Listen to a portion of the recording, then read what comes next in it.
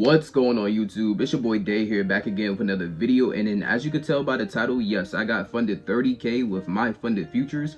And I'm not gonna lie, it was a bumpy ride.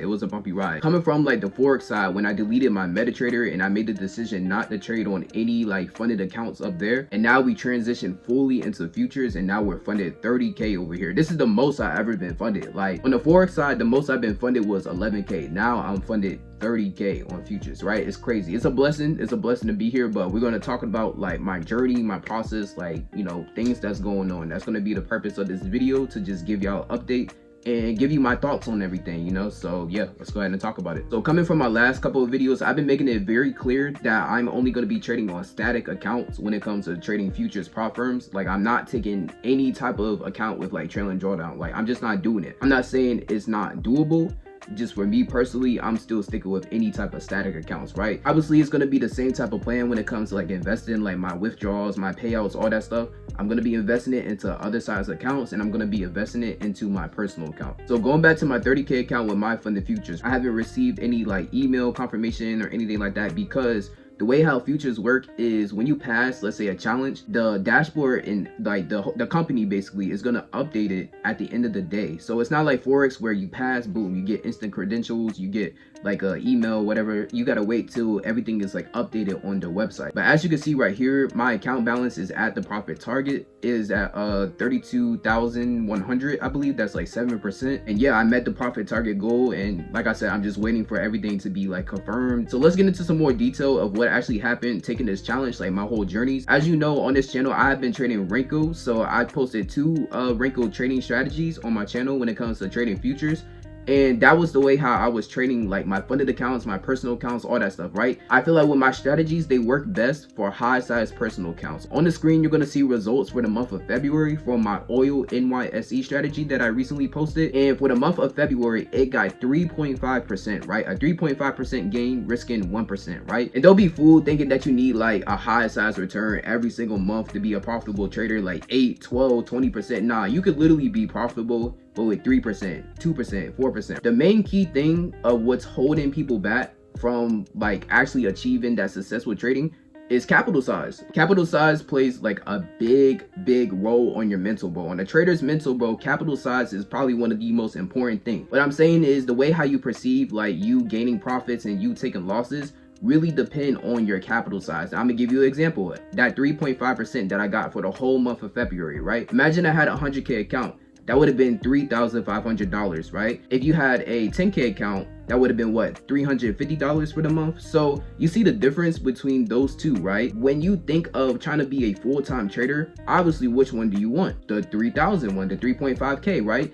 And it's like, that's why I feel like with my Renko strategies, the ones that I posted, like I said in my last video, like I gave y'all a disclaimer that I do not have much data when it comes to like trading like my Renko strategies. I only been trading it for 3 months, right? So with my Renko strategies, what I'm going to be doing is I'm going to be collecting data behind the scenes. When I do achieve that higher size account, whether it's like 50K, 100K, whatever the case may be, bro, when I achieve that higher size account, bro, best believe, bro, I'm going back to Renko, bro. I'm not saying permanently. I'm not going to be ditching like my candlesticks or anything like that, but I will be implementing Renko, because if I'm going to be a full-time trader, I have to realize within myself that I have to make the most out of it. And what I mean by that is with my Renko strategy, you can already see how like easy it is, how like simple, straightforward, no analysis type of thing. If I can collect data and get a consistent gain over the span of months, bro, then that's going to be a valuable thing I can do on the back end of me like trading like how I trade with candlesticks. And that's why I took a pause with trading Renko with my current 30K challenge. And like I said, I think Renko has a lot of potential, bro. But like I said, I just want to get that data, bro. I want to be able to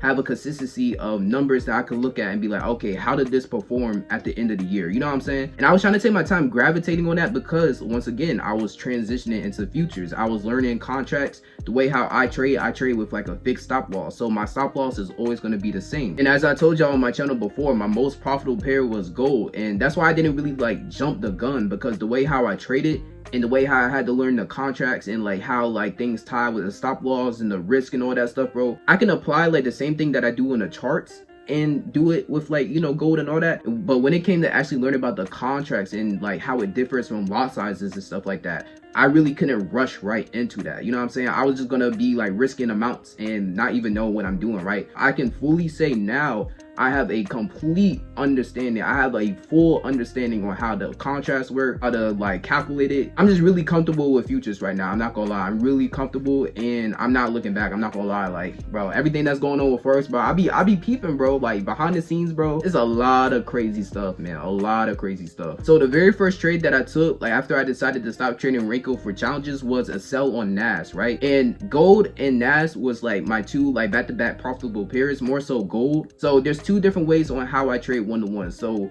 one way is when I just, you know, straight up get the one-to-one, right? Let's say I risk $100 to make $100. The second way how I trade it is within that one-to-one, I start to add positions and move my stop loss the more price goes into my direction. So that all comes with like looking at candlesticks, you know, how the candles are forming, like the volatility, all that stuff. So I'm gonna be bringing strategy videos on like how I trade one-to-ones with gold and like NAS and all that stuff. So because on my channel I posted a video on why I trade one-to-ones, and I feel like with my one-to-ones, the way how I trade it, bro, it's really like you can really like gain a lot and you can still keep that consistency. So like with the two ways how I just explained it to you, I'm gonna get more in detail with it in like further videos. So after having that big gain on NAS, I only literally needed like 1%. And like I said, risk management, I'm gonna explain this in my video, but I have proper risk management. You know, the way how I risk on challenges, I like to risk high on challenges and I like to risk low on actual funded accounts. So on challenges, I risk anywhere from 1.5 to 2%. Then on actual funded accounts, I risk 0.75 to 1%. So I manage risk, you know, how it was comfortable for me. You know, it wasn't no over leveraging, no over risking, nothing like that. Everything was comfortable to how I wanted to do it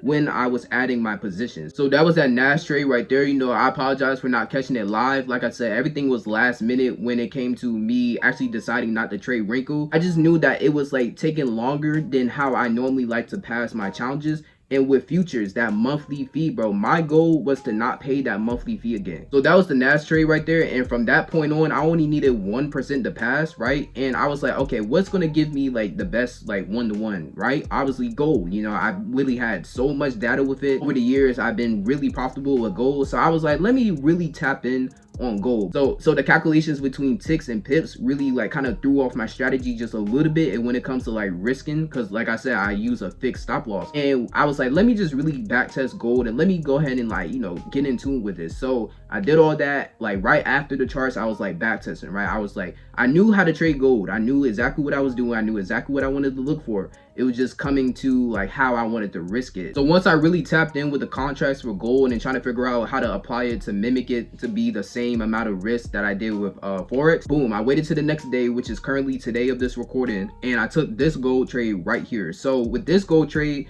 I already knew what I was looking for. You know, I'm not really gonna go like much into it. That's gonna be a whole nother video when I actually showcase how I trade my one-to-ones with like gold and or NASDAQ. Like I said, I only needed 1% to pass. I think this trade only had like a 1-tick drawdown. Like I was barely in drawdown. I just went straight down to my intended area. And yeah, after that, I reached my profit target. And that's currently where I'm at right now. So I'm just basically waiting for them to review the account. I believe it's going to take like 1 to 3 days. I don't know if it's business days or whatever the case may be, but I'm waiting for them to review my account, and then I'll officially receive like my certificates and be funded and all that stuff. But I just wanted to make this video to give y'all like an update on where I'm currently standing. Let's talk about the actual plans that I have for this funded account, right? So even though I am funded 30K, the way how I'm gonna look at it is I am funded with whatever the drawdown amount is. So technically I am funded 1,500 because that's my max drawdown. Like I said, I have the static account. The drawdown does not move. It's the same as like a Forex account, but my drawdown is gonna be 1,500. So that's technically my buying power. And my fault for not really like having like energy for real. Like I'm just super focused, bro. Like getting the funded account, yes, cool, all that good stuff, but it doesn't matter, bro. To me, it doesn't matter. The only thing that really matters is the payout, bro. Like yes, I've been funded before. I'm not like, this isn't like no flex, no bragging, nothing like that. I've been funded before. I made withdrawals with funded accounts. I made withdrawals through personal accounts. That's the only thing that really matters to me. So I'm not really like, you know, showing really like that much emotion to like my funded account, me pass or whatever, because it's already there. You know what I'm saying? In the beginning of my trading career, I was super excited. I was like, bro, I got funded. No, I passed phase 1. I passed phase 2. Oh my gosh, bro, I'm about to quit my job. You know what I'm saying? Like, bro, like, I'm about to turn up.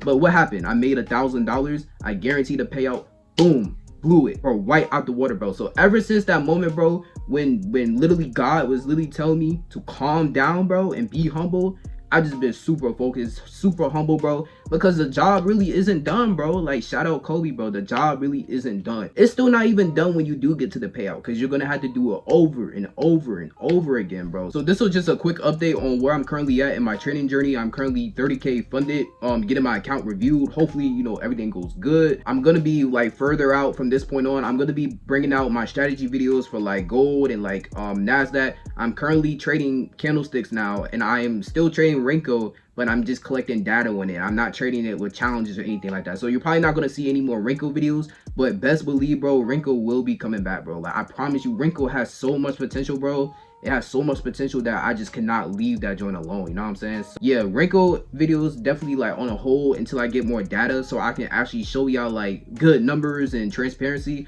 Or even if it flops, right, I can be like, okay, I tried something and like, you know, don't do this. You know what I'm saying? But I just want to be transparent at the end of the day. And yeah, we're just going to be currently waiting on this account. Once I receive my credentials, I'm going to be posting it on Instagram. So if you want to follow up on that, go ahead and, you know, follow me on Instagram down below. But yeah, that's all I really got for today. So with all that being said, be blessed, be safe, all that good stuff, and I'm gonna catch y'all in the next video. So yeah, appreciate y'all.